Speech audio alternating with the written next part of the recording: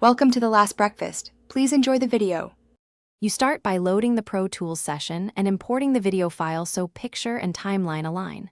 Once done, check the session frame rate and match it to the camera source. Mismatched rates cause drift.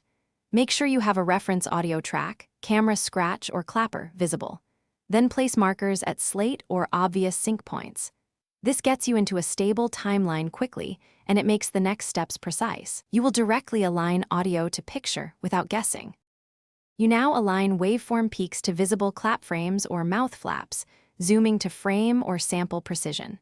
Use slip mode for free placement, or shuffle if snapping to grid helps.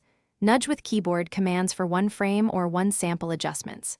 For longer takes, enable elastic audio with low stretch settings so you preserve timing without artifacts.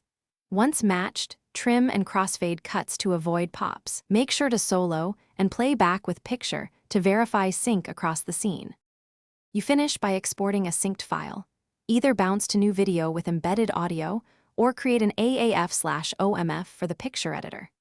After export, scrub through several minutes of the finished file to confirm there is no drift. Play both video and native camera audio for reference.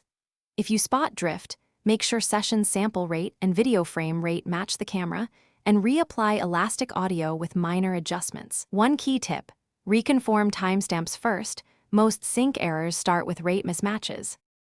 Thanks for watching. If this was helpful, leave a like and consider subscribing. See you next time.